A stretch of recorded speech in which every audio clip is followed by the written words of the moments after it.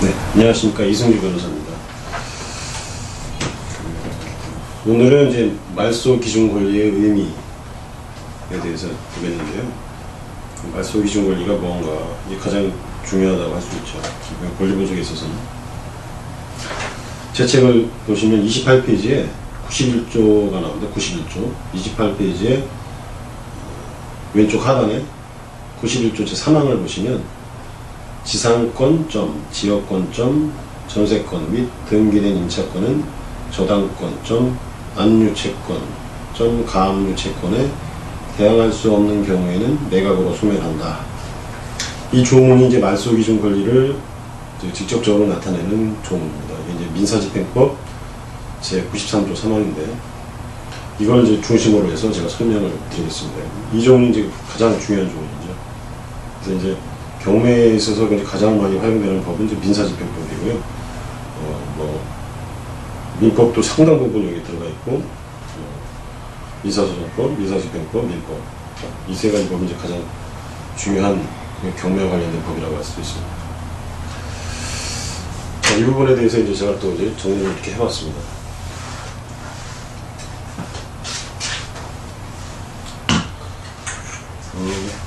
이걸 보시면, 설명을 드리겠습니다. 우선 그 민사집행법 93조 제3항을 보시면 이렇게 있어요. 지상권, 지역권, 전세권 및 등기된 임차권은 저당권, 압류채권, 가압류채권에 대항할 수 없는 경우 매각으로 소멸한다.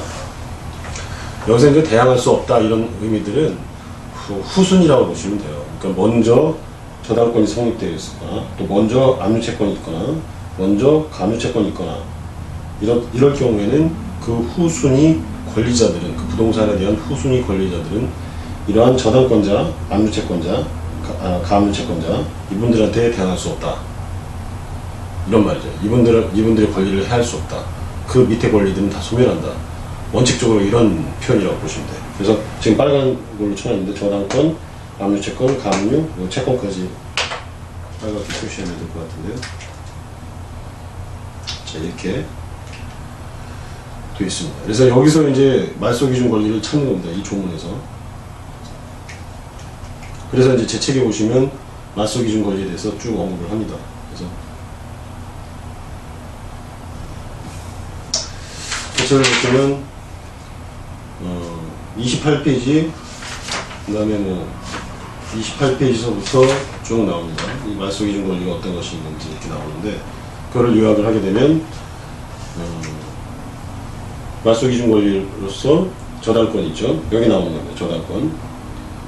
그 다음에 저당권하고 근저당권하고는 이제 몇 가지 틀린 점 빼고는 여러 가지 이제 유사한 점이 많고요. 그래서 이제 여기 들어갔고요. 가압류도 여기 있죠. 그대로 들어갔고. 압류채권도 바로 여기 있습니다. 이 담보가등기가 왜 들어갔느냐? 제 책 29페이지를 보시면 그런 근거가 나옵니다.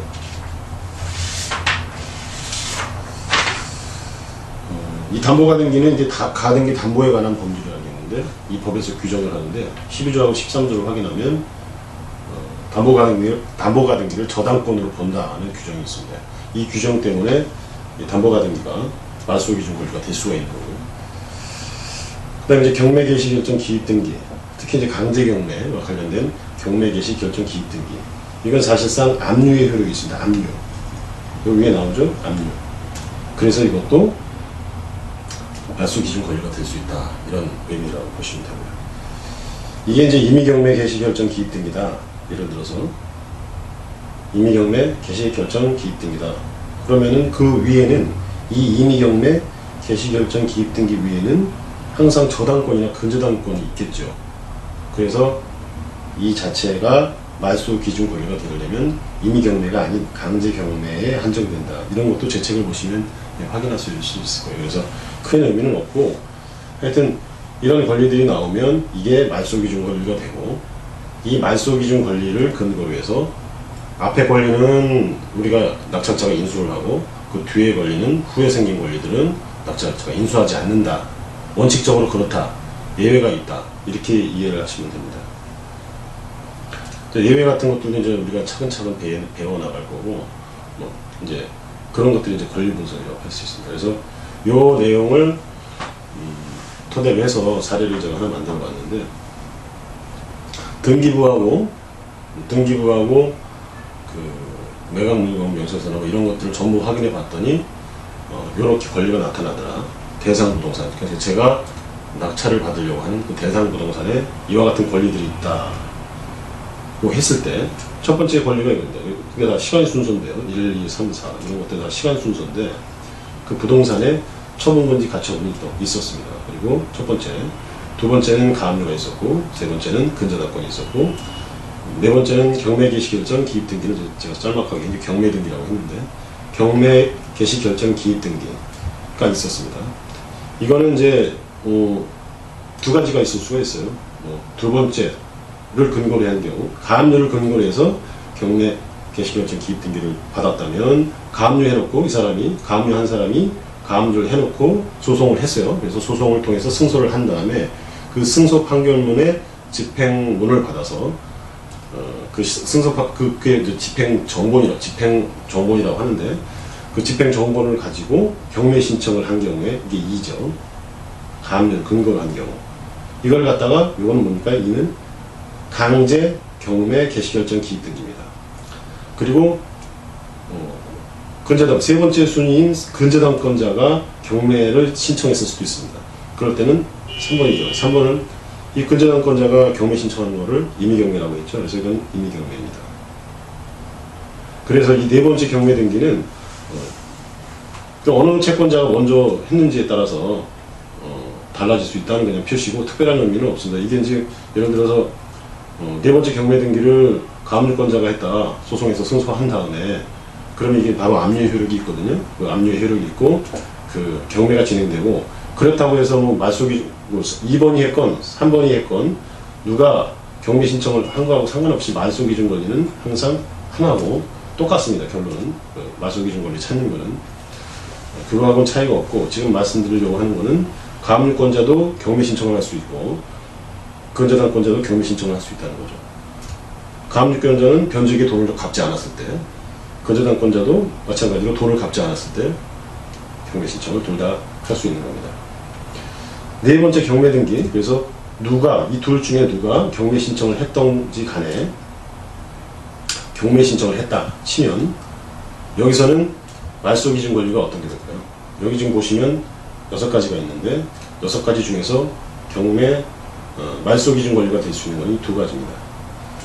이 두 가지 중에서 말소 기준 권리는 항상 선순위 맨 위에 있는 게 말소 기준 권리가 된다, 이렇게 기본적으로 생각하시면 될 것 같아요. 그래서 말소 기준 권리는 가압류가 되고, 낙찰받는 입장에서는 요거는 다 말소된다고 생각하시면 됩니다. 다 없어진다. 제가 부담하지 않는 권리죠. 부담하지 않는 권리들이고, 특히 이게 이제 부담하지 않고, 이건 뭐 큰 의미는 없으니까요. 그 다음에 이제 가처분. 가처분은 제가 이제 부담을 하는 겁니다. 이 경우 제가 이 부동산을 낙찰받게 되면, 이 처분금지 가처분을 한 이유는 이것도 별도의 채권자가 있는 거죠. 가처분 채권자가 있고, 이것도 가압류 채권자가 있고, 다 다른 채권자들입니다. 이 부동산에 대해서 이 소유주가 지금 A라고 하면, A라는 그 부동산 소유자가 갑, 을, 병 이런 각자한테 다 채무를 부담하고 있는 거예요. 쉽게 해서 뭐 각자 채무의 형태는 다르겠지만, 갑이라는 사람한테는 예를 들어서 처분금지 가처분을 하게 되는 경우는 어떤 경우냐면은, 갑이 이 부동산 내 거야 이렇게 생각하는 경우가 있을 수가 있어요. 그럴 때 내가 소송에서 이겼는데 A가 이 부동산을 팔아버리면 곤란하겠죠. 그래서 이제 처분을 못하게 하는 가처분을 해두는 거고, 을 같은 경우는 돈을 빌려주는 거라고 볼 수 있고요. 다른 경우도 있을 수 있죠, 당연히. 금전채권이고, 가압류 할 때는. 그 다음에 근저당권자도 돈을 빌려주는 경우, 그런 경우. 그 대신 병이죠, 여기. 가압을 병, 전부 채권자가 다른 경우라고 우선 쉽게 생각하시면 될 수 있고, 그렇게 생각하시면 될 것 같고. 결국은 이제 처분금지 가처분은 제가 인수를 하는 겁니다. 낙찰을 받게 되면, 낙찰자 입장에서는. 이 경우에 그 처분금지 가처분을 한 사람이, 이 사람도 소송을 하거든요. 이거 보존처분이라고 그러는데, 보존처분 또는 보존소송이라고 하는데, 가압류도 본안소송을 해야 되지만, 본안소송이라는 게 승소를 해야 되는 거예요. 소송에서 승소를 해야지 돈을 받을 수 있다는 거죠. 가처분도 가처분을 하고 나서 일정 기간 안에 소송을 해야 됩니다. 그래서 소송을 하게 되면 가처분권자 갑이 A의 소송을 제기해가지고 이 부동산 내 거야 이렇게 해서 소송을 해서 A가 갑이 승소를 했습니다. 그렇다면 어떻게 될까요? 저는 낙찰받은 사람인데 이 경우에 갑한테 소유권을 뺏길 염려가 있다는 거죠. 그래서 이런 권리 분석이 중요하고 이렇게 되는 거죠. 갑이 A한테 소송을 했는데 이 땅 또는 집이 갑 거라는 게 확정된 거죠. 그렇지만 이건 인수가 되는 거죠. A가 승소를 하게 되면 인수를 해도 나중에 A가 승소를 하게 되면 문제가 없는데 갑이 승소를 하게 되면 이 땅이 원래 A 게 아니었다는 거죠. 말소 기준 권리 이율권은 제가 뭐 전부 대항할 수가 있는데 여기 대항할 수 없기 때문에 갑이 이기게 되면 갑한테 이 부동산의 소유권을 내줄 염려가 있습니다. 그래서 권리 분석이 중요한 거고 결국은 가처분이 되어 있는 경우에는 알아보고 사시든지 아니면은 매수를 하지 않으시든지 여러 가지 이제 고려를 해야 되는 그런 문제가 생기는 겁니다. 자, 이렇게 돼서 이제 문제가 해결되고요. 이런 의미는 있을 수 있겠습니다. 가압류 같은 경우에는 제가 이제 낙찰대금을 법원에 낼 텐데 낙찰대금을 내면 그때 바로 낙찰자가 소유권을 취득을 하는데 이 경우에 배당이 일로 되는지 뭐 이거는 권리 분석하고 큰 문제는 없지만 가압류한 상태에서는 지금 이게 여기 지금 2번 3번인데 이 강제 경매로 들어왔다 하면은 공탁 필요 없이 바로 이제 그분한테 배당이 되겠죠. 배당이 되겠는데 지금 임의 경매로 들어왔고 아직 가압류권자가 승소를 하지 않았다 하면은 그 배당 금액만큼 공탁을 하고 처리를 합니다. 지금 말씀드리는 건 좀 어려울 수도 있으니까요. 그냥 한번 들어두시고 나중에 계속적으로 제가 강의를 하면서 이제 나올 수 있는 말들이기 때문에 그렇게 이해를 하시면 될 것 같습니다. 그래서 오늘은 민사집행법 93조 제3항 가장 중요한 조문에 대해서 좀 알아봤습니다. 감사합니다.